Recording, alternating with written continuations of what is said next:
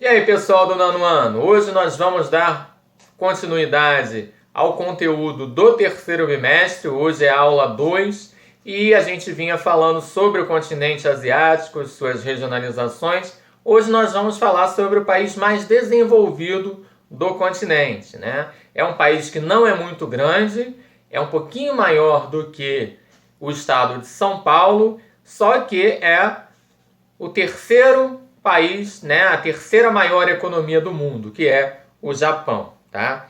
Então, o Japão, ele é formado por um conjunto de ilhas e 80% do território japonês, ele é montanhoso, né? Então, você tem aí uma dificuldade para a questão agrícola e também uma dificuldade para a pecuária. Por ter, né, o mar, né, por ser cercado de mar por todos os lados, os japoneses, eles têm o hábito, né, adquiriram o hábito cultural de comer muitos frutos do mar, né, muitos peixes. Então, a economia, a cultura japonesa, ela é voltada muito para o mar. A agricultura, eles até desenvolvem a agricultura, mas não em larga escala, devido às dificuldades que eu falei. O território não é muito grande e 80% do território ainda é montanhoso, né? Então há essa dificuldade no Japão.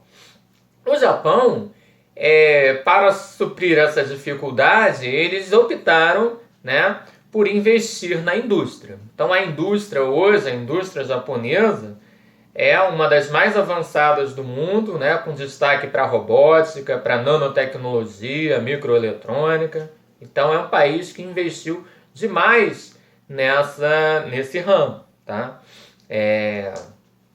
Nós também temos que falar sobre a Era Meiji, né, que está na página 149. Foi uma revolução, né, onde foi feitos muitos investimentos, principalmente em educação e em setores estratégicos como a indústria de base.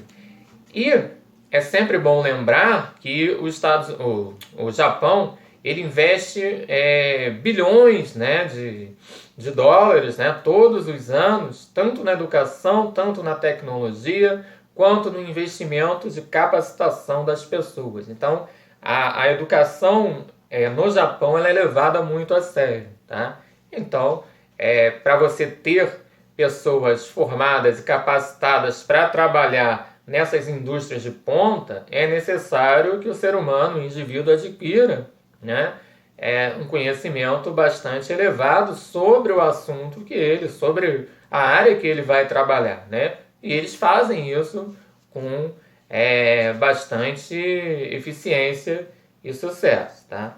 Lembrando que a gente já viu em outras oportunidades, né, que o Japão sofreu muito na Segunda Guerra Mundial.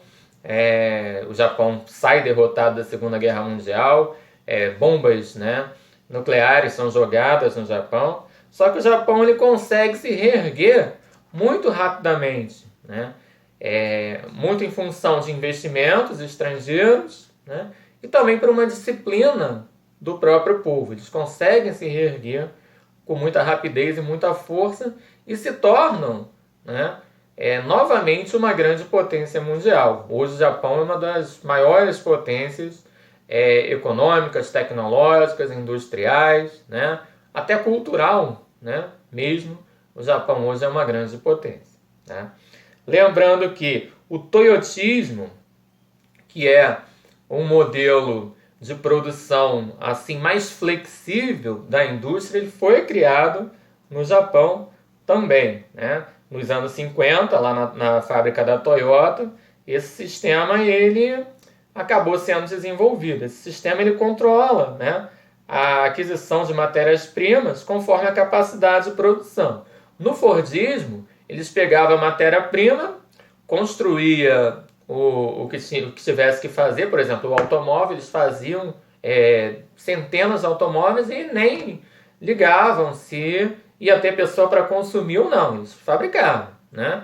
E aí a venda era uma outra parte. No toyotismo não, né? A venda ela está ligada ao processo de produção, então eles vão adquirindo matéria-prima de acordo com a necessidade de venda, tá? E isso vai sendo aprimorado. Hoje nós já temos até um outro tipo de produção no qual o indivíduo compra o produto e esse produto ainda nem foi fabricado, né? Mas essa preocupação com o consumidor final, com a demanda, ela surge aqui na década de 50 na fábrica da Toyota, tá? Que esse modo de produção é chamado de just in time, né? Você produzir na hora certa, para que você não fique com um estoque muito grande, né? E esses empresários não fiquem com o dinheiro preso ali. Tá? Então o Japão, com essa mudança, se torna novamente uma potência global no pós-Segunda Guerra, né? E o quadro econômico japonês, ele só foi melhorando nas décadas seguintes até chegar na situação que é hoje, né? Então a gente pode definir aí o Japão como líder mundial, né, industrial nos ramos da construção de automóveis, na indústria pesqueira, nos eletrônicos, na indústria do aço. A construção naval também dos Estados Unidos é fortíssima. O aço também, produção de aço também nos Estados Unidos. E mais recentemente também se tornou uma potência no ramo da informática. Então você tem várias indústrias importantes. Porém, o Japão tem uma dificuldade, tá? Como eu já falei, o Japão é um país pequeno, o Japão é um país montanhoso. E o Japão é um país que tem poucas matérias-primas, tá? Então, para que essas indústrias aqui, elas fossem efetivamente assim, fizessem sucesso, eles precisam importar matéria-primas, tá? Isso já rendeu, né, essa dificuldade de matéria-prima já rendeu assim, até guerras, né? O Japão se envolveu numa guerra contra a China lá no século passado por causa da falta de matéria-prima. O Japão foi tentar invadir para adquirir matérias-primas, né? E hoje a gente tem toda uma questão mais comercial que o Japão adquire, o Japão paga por essas matérias-primas, tá?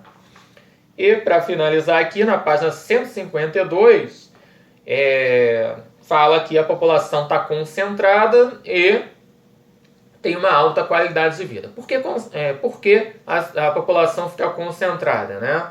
Eu já falei aqui, 80% do território é montanhoso. Então o que eles vão fazer? Eles vão se localizar, se concentrar nas planícies, nas áreas de planície. E as áreas de planícies, elas não são grandes.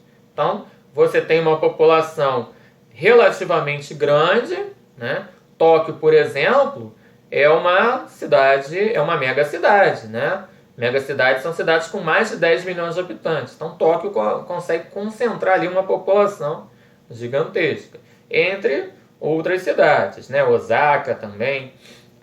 Entre Tóquio e Osaka, né, que são cidades, duas das grandes cidades japonesas, moram mais de 50 milhões de pessoas. Então é uma população gigantesca concentrada em pequenas áreas. Tá? E, finalizando aqui, relações políticas atuais, na página 152, tá? O Japão ele tem relações com a China meio conturbadas por causa, como eu falei, de guerras, né, que eles travaram. Hoje essa relação com a China é uma relação mais amistosa, mais comercial, política e de respeito. Então o Japão não tem conflito, apesar de as pessoas mais antigas ainda, né, terem assim um certo... Eles não gostam, né, de ser comparados com o outro país. Por exemplo, se você chegar numa pastelaria aqui no Brasil, que a maior parte das pessoas são chinesas, você chamar ele de japonês, ele vai ficar extremamente incomodado, né? Principalmente se a pessoa for mais velha. Por quê? Porque é de uma época em que Japão e China travaram um duelo, né? Travaram uma guerra. E o Japão, ele acabou se dando bem em alguns desses conflitos, né? Já com a Coreia do Norte, o Japão tem uma relação um pouquinho mais estremecida. Por quê? Porque a Coreia do Norte faz testes nucleares, né, no mar.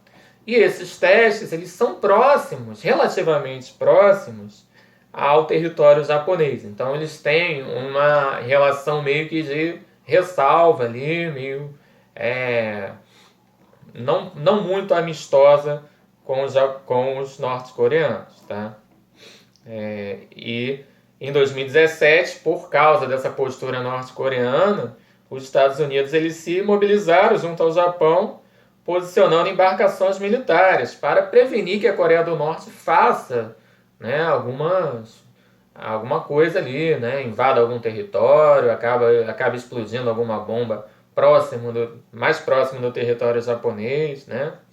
E a presença ali dos Estados Unidos foi considerada uma afronta pela Coreia do Norte, né? Por quê? Porque que os Estados Unidos, um país da América, né, da América do Norte, por que eles estão se envolvendo num conflito ali na Ásia, né? Então isso acabou causando uma série de tensões, muita gente achando que ia estourar uma guerra mundial por causa disso, mas as coisas aos poucos foram se acertando.